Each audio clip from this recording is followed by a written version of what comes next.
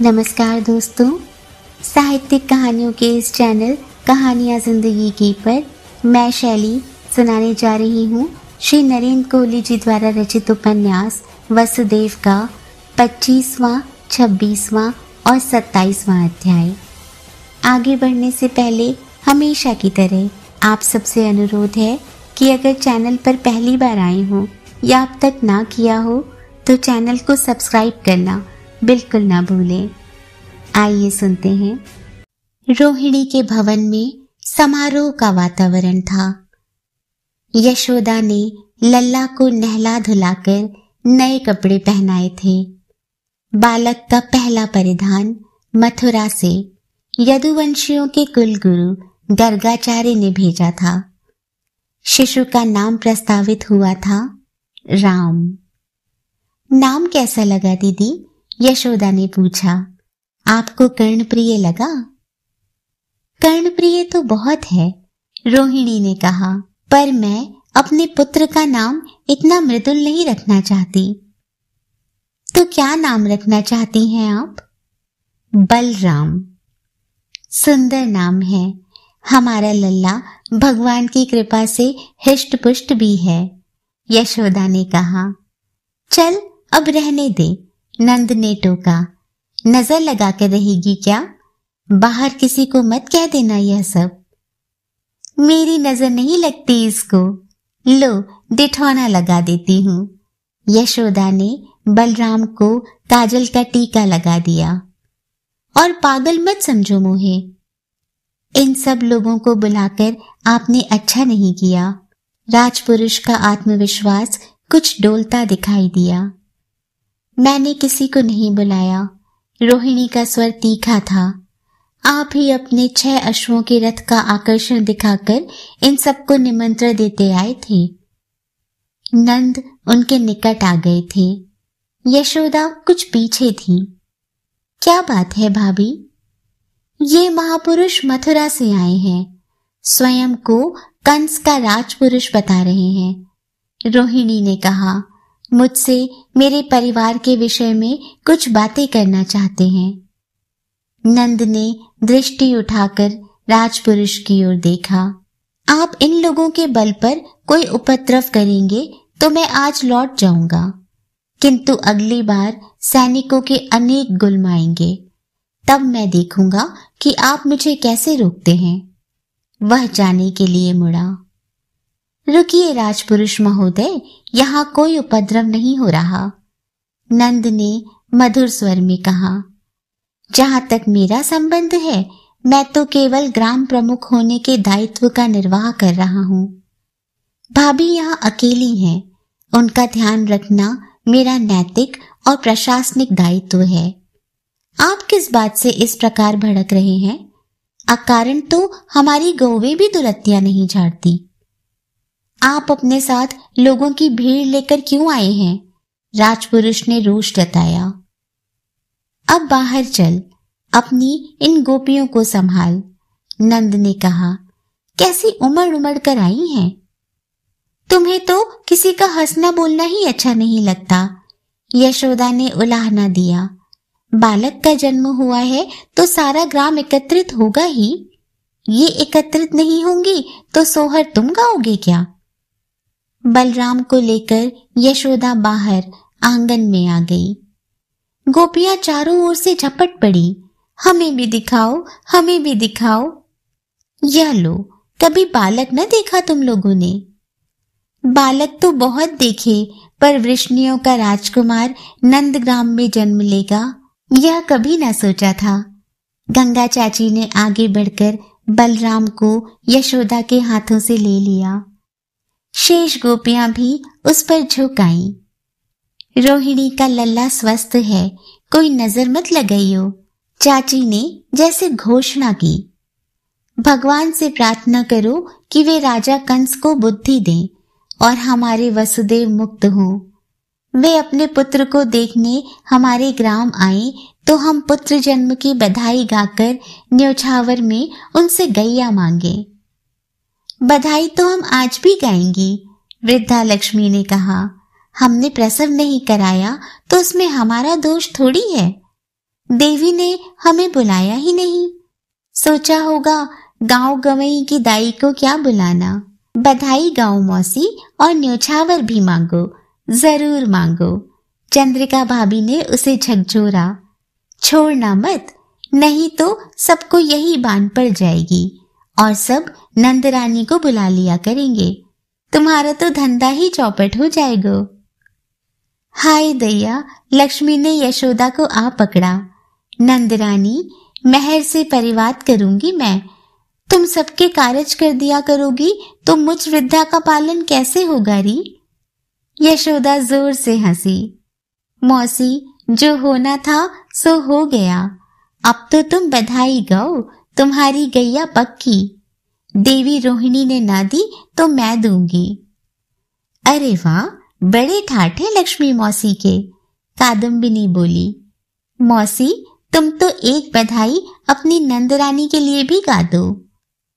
आए रहा है, आए रहा है, अपनी यशोदा रानी का भी समय आए रहा है, लक्ष्मी ने कहा। तुम समझती हो बहुत दूर है क्या? कोई दूर वूर नहीं है, आ गया समय अब। गोपियों ने आश्चर्य से यशोदा की ओर देखा। नंदरानी, हमें तो पता ही नहीं चला। पता लगने का समय आएगा तो पता लग जाएगा, लक्ष्मी ने कहा। पर अब दूर न समझो।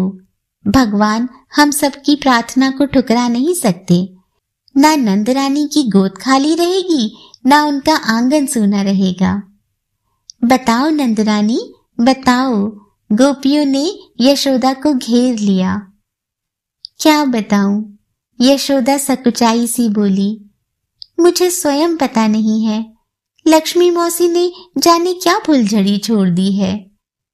गाओ री गाओ, गंगा चाची ने ललकारा। पहली बधाई बलराम के लिए और दूसरी नंदरानी के आने वाले लल्ला के लिए। लक्ष्मी की कोई सूचना झूठी नहीं होती। भाग 26। रोहिणी ने उस व्यक्ति को पहले कभी नहीं देखा था। वह शोभनीय वेशभूषा में था। रथ पर आया था और रथ रोककर उनके द्वार पर खड़ा हो गया था। कौन है आप? रोहिणी को पूछना ही पड़ा था। देवी, मैं दिवावर्धन हूँ, महाराज कंस की राज परिषद का सदस्य हूँ। वह तो दिख ही रहा है कि राजपुरुष हैं। रोहिणी का स्वर कुछ व्यंग्यात्मक हो गया था। राजसी वेशभूषा है, रथ पर आए हैं, राजपुरुष ही होंगे। कोई साधारण व्यक्ति तो इस प्रकार यात्रा करता नहीं। देवी ने ठीक ही समझा। महाराज कंस की बहुत कृपा है मुझ पर। आप जानते ही होंगे कि महाराज की मेरे श्वसुर कुल पर भी बहुत कृपा है। रोहिणी अपना रोष रोक नहीं पा रही थी। कहिए, इस बीहड़ वन में आने का कष्ट कैसे किया? भीतर आने को भी नहीं कहेंगी, वह व्यक्ति धृष्ट मुस्कान के साथ बोला। आप भी जानते ही होंगे कि मथुरा के राजपुरुषों के साथ हमारे संबंध आजकल कोई इतने मधुर तो नहीं है कि उन्हें अपने घर में बुलाकर उनका आदर सत्कार किया जाए। रोहिणी का स्वर मृदुल नहीं हुआ था। मैं आपके परिवार के हितैषी के रूप में आया हूं। कहिए, क्या हित करने आए हैं आप? क्या द्वार पर खड़े रहकर इस प्रकार की पारिवारिक बातें करना उचित होगा? वह बोला। मैं समझता हूं देवी कि हमारी चर्चा एक अत्यंत गोपनीय विषय है। गोपनीय कैसे है? रोहिणी ने कहा। आप जिस प्रकार 6 अश्वों के रथ पर आए हैं, उससे तो अब तक सारा ब्रज जान गया होगा कि मथुरा से कोई राजपुरुष आया है। आप देखेंगे कि किसी को बुलाने की आवश्यकता नहीं होगी। थोड़ी ही देर में सारे ब्रज से लोग मेरे गोकुल में एकत्रित हो जाएंगे। फिर भी उसने आग्रह किया। माना कि मेरा आना गोपनीय नहीं है, किंतु हमारी चर्चा गोपनीय विषयों के संदर्भ में है। गोपनीय ही सही, रोहिणी बलपूर्वक बोली, किंतु मैं पूर्ण एकांत में आपसे कोई चर्चा नहीं करूंगी। अच्छा हो कि आप भी इस प्रकार का कोई आग्रह ना करें। तो आप चाहती हैं कि मैं सारे नंदगांव के सामने आपके परिवार के सारे रहस्य उधेड़ कर रख दूं? वह वक्रता से मुस्कुराया। मैं नहीं जानती कि आप किन रहस्यों की चर्चा कर रहे हैं, रोहिणी ने कहा। जहां तक मैं जानती हूं, यह कोई रहस्य नहीं है कि आपके महाराज कंस ने हमारे 6 पुत्रों का वध कर दिया है। आप कदाचित देवकी पुत्रों की चर्चा कर रही हैं। वे विष्णु श्रेष्ठ आर्य वसुदेव के पुत्र थे। उनकी पत्नी होने के नाते वे मेरे भी पुत्र थे, रोहिणी ने तेजस्विनी वाणी में कहा। उनका प्रसव देवकी ने किया तो इसका यह अर्थ नहीं है कि वे मेरे पुत्र नहीं थे। मैं भी इसी संदर्भ में आपसे कुछ बातें करना चाहता हूं, वह बोला। अवश्य कीजिए, किंतु इस एकांत में नहीं। ना ये बातें सार्वजनिक हैं और ना उनका सार्वजनिक होना उचित है, राजपुरुष ने मुस्कुराकर कहा। जानती हूं, रोहिणी पूर्णतः दृढ़ थी, किंतु किसी राजपुरुष से एकांत में यह चर्चा भी शोभनीय नहीं है। नंद और यशोदा आते दिखाई दिए। उनके पीछे पीछे नंदगांव के अनेक लोग थे। एक भीड़ थी जो अनायास ही सागर की लहरों के समान उमड़ आई थी। मैं नहीं लाया, उन्हें उनकी उत्सुकता और जिज्ञासा ले आई है। नंद हंसे। ये सब तो हमारी गलियों वीथियों में खेलने वाले लड़के बाले हैं। किसी के हाथ में गैया हाँकने वाली लठिया भी नहीं है। आप किससे भयभीत हैं? अपने मन के कलुष से? क्या कहना चाहते हैं आप? हमारे युवा आए होते, दंगल में प्रवीण हमारे मल्ल आए होते, तब आपको कोई आपत्ति होती तो मैं समझ पाता। यमुना के घाट से लौटती गोपियों को देखकर तो आप नहीं घबराएंगे, नंद बोले। हमें अपने सैनिकों की धमकी मत दीजिए। हमारे लठैत कभी कभी खड्ग और शूल भी उठा लेते हैं, और इस वन में वे आपके गुल्मों को ही नहीं, पूरी वाहिनी को थका मारेंगे। नंद ने राजपुरुष की ओर देखा। महाराज कंस को नहीं, किंतु आपकी धमकी को चुनौती देता हूं कि जब चाहे वृंदावन में अपने सैनिक उतारकर हमारी परीक्षा ले लें, किंतु हम अकारण उपद्रव नहीं करते। राजपुरुष भी समझ रहा था कि नंद उसकी धमकी से तनिक भी भयभीत नहीं थे। उन्हें और डराने धमकाने का अर्थ होता उनके सौजन्य को नष्ट कर उन्हें उत्तेजित करना। उनकी धमकी में सार था। ऐसा न होता तो कंस पहली बार ही अपनी वाहिनी भेजता। अकेले देवावर्धन को अपनी चतुराई का प्रयोग करने क्यों भेजता? आप महाराज कंस की शक्ति से भयभीत नहीं हैं? उसने टोह लेने का प्रयत्न किया। अपने ही राजा की शक्ति से कोई आतंकित क्यों होगा? नंद बोले। वह तो प्रजा की रक्षा के लिए है। हाँ, मुझे आपके संवाद का यह नागरिक ढंग प्रीतिकर नहीं लगा। हम तो ग्रामवासी हैं। प्रेम से आप हमें अपना दास बना सकते हैं, किंतु यदि आप चाहते हैं कि हम आपकी शक्ति से आतंकित होकर भयभीत मूषक का सा व्यवहार करें, तो हम आपको बता देना चाहते हैं कि हम मथुरा के नागरिकों से कुछ भिन्न प्रकार की धातु के प्राणी हैं। तो क्या मैं आपकी उपस्थिति में देवी रोहिणी से कुछ वार्तालाप कर सकता हूँ? आप आश्वासन देते हैं कि कोई उपद्रव नहीं होगा? नंद ने रोहिणी की ओर देखा। रोहिणी ने सहमति का संकेत कर दिया। यशोदा ने अपने पति का आज एक नया ही रूप देखा था। वे राजपुरुष से इस प्रकार बातें कर रहे थे जैसे नंदगांव गोकुलों का समूह न होकर गोपों का कोई सैनिक स्कंधावार हो। खोजने पर भी उनके अपने घर में एक खड्ग नहीं मिलेगा, और वे किसी अजय गोप सेना की चर्चा कर रहे थे। कहिए, आप क्या कहना चाह रहे थे? नंद ने कहा। मैं चाहता हूं कि आपके लोगों की यह भीड़ यहाँ से कुछ दूर चली जाए और हम लोग भवन के भीतर बैठकर शांति से बात करें। तो आप अपने सारथी को कहिए कि रथ को यहाँ से कुछ दूर हाँक ले जाए।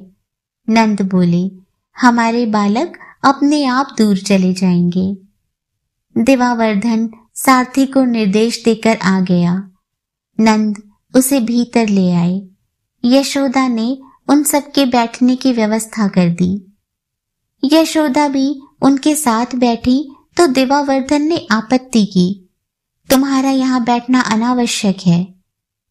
रोहिणी की प्रतिक्रिया बहुत उग्र थी। आप कौन होते हैं यह निर्णय करने वाले कि कौन यहाँ बैठेगा और कौन नहीं? यशोदा मेरी बहन है, वे परिवार की वैसी ही सदस्य हैं जैसी मैं हूं। और आप उनका चेहरा तमतमा आया। आपने यशोदा को तुम कहने का साहस कैसे किया? सम्मान पूर्वक बात कीजिए। देवावर्धन स्तब्ध रह गया। वह अब तक यशोदा को एक साधारण गोपी ही मान रहा था जो रोहिणी की सेवा करती थी। हाँ, कहिए जो कुछ कहने आप मथुरा से आए हैं। नंद ने उनके मध्य घनीभूत हो आए मौन को तोड़ते हुए कहा।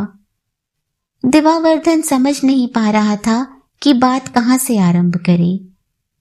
कोठरी से बलराम के रोने का स्वर आया। वह जाग गया था। रोहिणी उठी, पर यशोदा ने उन्हें टोक दिया। तुम बैठो दीदी, मैं लल्ला को देखती हूँ। देवावर्धन से अदेखा नहीं रहा कि रोहिणी ने यशोदा द्वारा उन्हें तुम कहने पर किसी प्रकार की कोई आपत्ति नहीं की। यशोदा उठकर चली गई और देवावर्धन ने धीरे से बात आरंभ की। देवी रोहिणी, हमारे महाराज को संदेह है कि आपका यह पुत्र आपका पुत्र न होकर देव की पुत्र है। यशोदा बलराम को लेकर वहीं आ गई थी। रोहिणी स्तब्ध सी देवावर्धन को देखती रह गई। यशोदा का मुख भी आश्चर्य से खुल सा गया। इतनी देर में नंद कंस का सारा खेल समझ गए थे। इस संदेह का कोई कारण?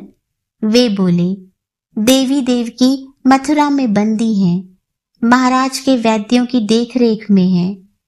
वे महाराज की सारी सुरक्षा व्यवस्था को धत्ता बताकर कब यहाँ आई और कब सारे गोकुल से छिपाकर अपना पुत्र देवी रोहिणी को देकर लौट गई।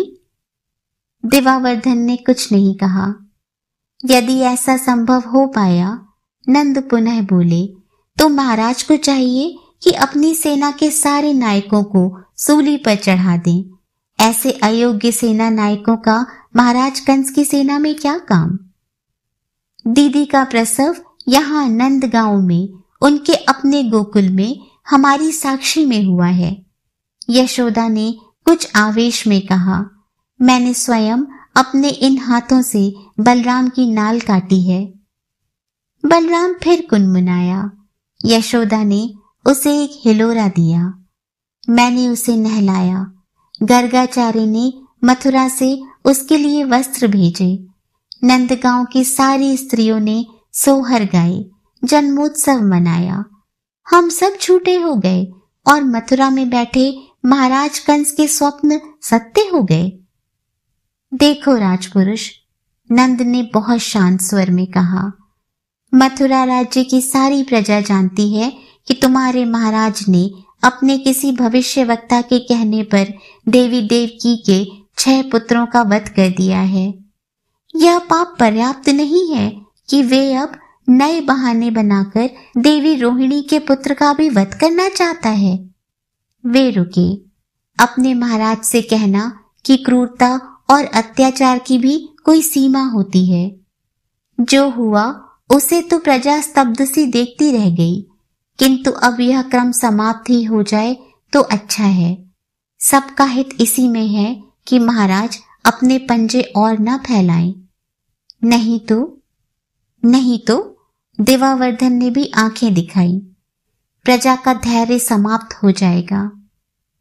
वे दोनों मौन हो गए। रोहिणी अब तक भीतर ही भीतर खौल रही थी। सहसा ही वे फट पड़ी। मेरी भी बात सुनते जाओ राजपुरुष। देवावर्धन ने उनकी ओर देखा। स्त्री जब संतान को जन्म देती है तो प्रसव के विषय में कोई संदेह नहीं होता। ना यह संदेह होता है कि जननी कौन है, शिशु की माता कौन है, इस पर आज तक संदेह नहीं किया गया। यदि कहीं कभी संदेह होता है तो पिता के विषय में होता है। समझते हो मेरी बात? समझता हूं। तुम्हारे पिता के विषय में कोई नहीं जानता, केवल तुम्हारी माता ही जानती है, रोहिणी ने कहा। केवल तुम्हारी माता की साक्षी पर ही तुम्हें तुम्हारे पिता का पुत्र माना जाता है, किंतु तुम्हारी माता कौन है इसकी साक्षी सारा समाज देगा। जबाला तक नहीं जानती थी कि सत्यकाम का पिता कौन है, किंतु सारा संसार जानता है कि सत्यकाम की माता जबाला थी। देवावर्धन का चेहरा बता रहा था कि वह बुरी तरह बौखला गया है। इसमें मेरी माता और मेरे पिता का प्रश्न कहां से आ गया? जब दूसरों के माता पिता को लेकर प्रश्न उठाओगे तो लोग तुम्हारे माता पिता के विषय में चर्चा करेंगे, किंतु मेरा लक्ष्य वह नहीं है, रोहिणी ने कहा। मैं तो केवल इतना कहना चाहती हूँ कि तुम्हारे महाराज को यह संदेह तो हुआ कि बलराम मेरा नहीं देवकी का पुत्र है, किंतु उन्हें अपने विषय में यह संदेह क्यों नहीं हुआ कि वे उग्रसेन के पुत्र नहीं है? क्या? जैसे सारा परिवेश चकित रह गया था। जाकर पूछो अपने महाराज से कि क्या वे सत्य ही महाराज उग्रसेन के औरस पुत्र हैं? रोहिणी का स्वर तप्त लोहे के समान देवावर्धन के कानों को जला रहा था। पिता के विषय में कोई संदेह करे तो करे, मां के विषय में कोई संदेह कैसे कर सकता है? बलराम के कंठ से फिर स्वर फूटा। मां। रोहिणी ने उसे यशोदा की गोद से ले लिया। मत रो मेरे लाल, कोई तेरा बाल भी बांका नहीं कर सकता। तेरी मां सारी सृष्टि से लड़ जाएगी। कंस तो चीज ही क्या है? उन्होंने देवावर्धन की ओर देखा। जाओ राजपुरुष, इससे पूर्व कि मैं कोई अनर्थ कर बैठूं, तुम चले जाओ। देवावर्धन उठकर जाने के लिए मुड़ा। और हां, अपने राजा से उनके जनक का नाम अवश्य पूछना, रोहिणी ने कहा। उनका नहीं, जिन्होंने यह जानते हुए भी कि वह उनकी औरस संतान नहीं है, क्षेत्रज मानकर उसका पालन पोषण किया। उस देवतुल्य महाराज उग्रसेन को हम सब जानते हैं। उसका नाम पूछना जिसने उसकी माता के भ्रम का लाभ उठाया था। अब जाओ तुम। भाग 27। यशोदा उठने लगी तो पूछा, दीदी लल्ला को भी अपने गैल ले जाऊं? ले जाओ, रोहिणी ने कहा। ऐसे क्यों पूछती हो, जैसे वह केवल मेरा ही हो, तुम्हारा ना हो? नहीं, ऐसी तो कोई बात ना है, पर पीछे तुम्हें सूना सूना ना लगे ना, यशोदा बोली। मैं भी तो इसी लोभ में ले जा रही हूँ कि घर जाकर मन उदास ना हो। तुम्हारे पास बैठती हूँ तो संसार भूल जाती हूँ।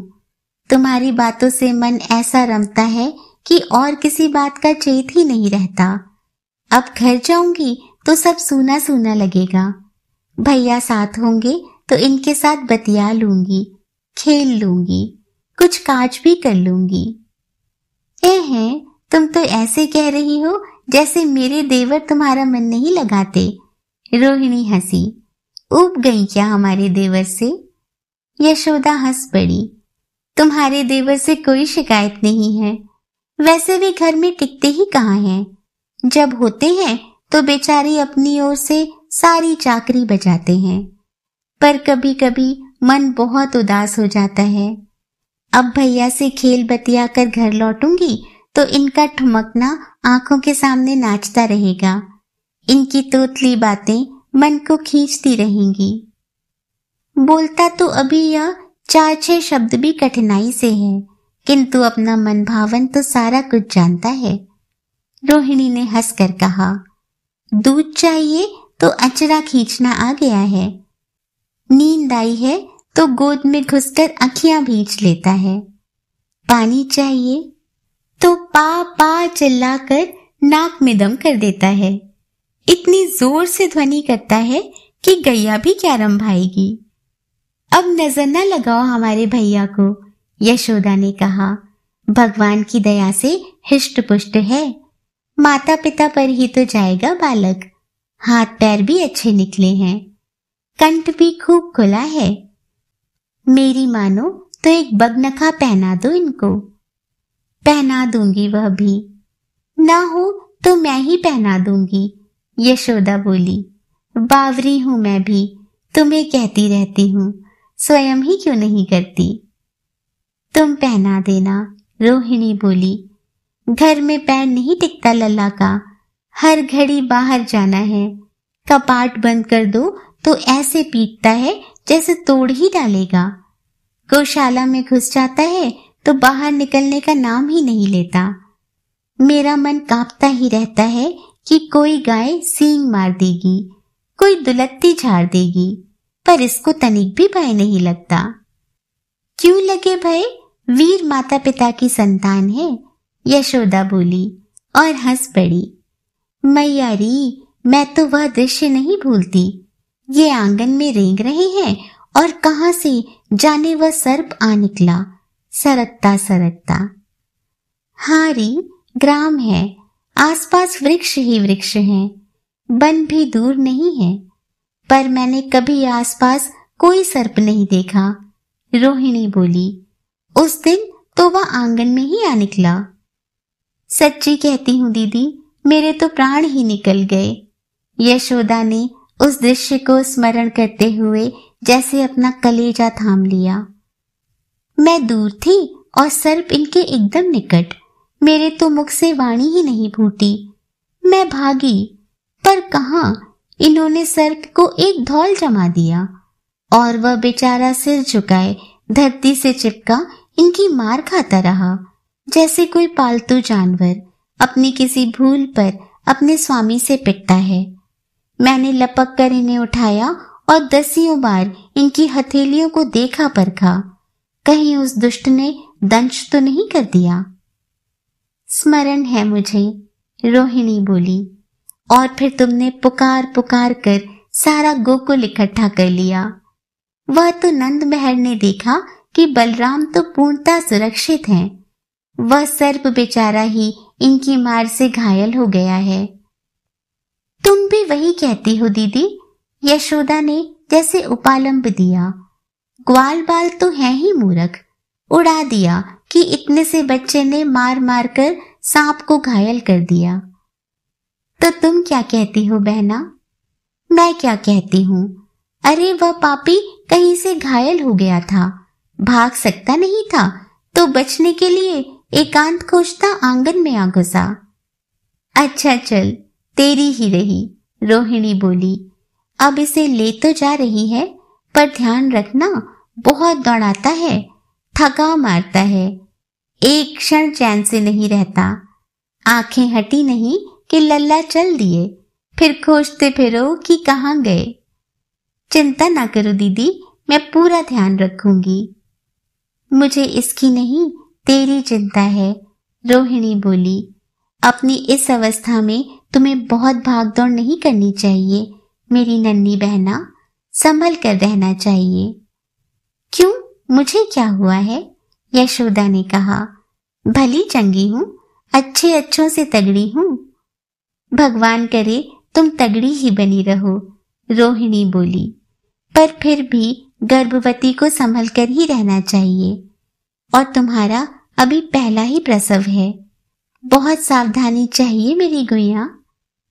तो मैं चलूं? तनिक रुक जाती, देवर आते ही होंगे तुम्हें खोजते खोजते। अपनी गरज को आते हैं, अकेले घर में मंजू नहीं लगता, यशोदा हंसी। आएंगे तो उधर ही पलटा देना। रुक जा बावरी, रोहिणी ने कुछ लाड़ से डांटा, बात समझा कर। क्या नहीं समझी मैं दीदी? लल्ला तुम्हारे साथ पैया पैया तो जाएंगे नहीं, गोद में ले जाना पड़ेगा इतनी दूर। गोद में ही ले जाऊंगी दीदी, यशोदा ने हंसकर कहा। भला मैं नहीं जानती कि भैया वहां तक चलकर नहीं जा पाएंगे। उंगली पकड़कर आंगन में 2-4 डग चलना और बात है। अब सारी डगर चलने से तो रहे, बड़े हो लेने दो, फिर इसी डगर पर कूदते फांदते चलेंगे, पकड़ भी ना पाओगी तुम इन्हें। तुम तो भैया के प्रेम में एकदम ही बावरी हो गई हो, रोहिणी बोली। छोटा है तो क्या हुआ, भारी है बलराम, काठी अच्छी है, भारी तो होगा ही। अब तुम इतना भार उठाकर चल नहीं पाओगी। इस अवस्था में हठ उचित नहीं है। हठ करोगी, अधिक बोझ उठाओगी तो हानि को निमंत्रित करोगी। भगवान ने इतनी प्रतीक्षा के पश्चात शुभ अवसर दिया है तो संभल कर ही चलो। थक जाऊंगी तो भैया को गोद से उतार दूंगी। गोद से उतारोगी तो चिल्लाएगा, धरती पर लौट जाएगा, पैर पटकेगा, रोहिणी बोली। देवर को आ जाने दो, उनके पास बहली होगी ही, ना भी हो तो वे भैया को गोद में उठा लेंगे। और मेरा भैया को गोद में लिए रहने का सुख? बावली है एकदम, रोहिणी बोली। घर पहुंचकर गोद में लिए बैठी रहना। और आ रहा है वह? कौन? जो तेरी गोद में जम कर बैठ जाएगा और भैया को तुम्हारी गोद में देखेगा तो लड़ेगा। क्यों, वह तुम्हारी गोद में ना बैठेगा? ठीक है, रोहिणी हंस पड़ी।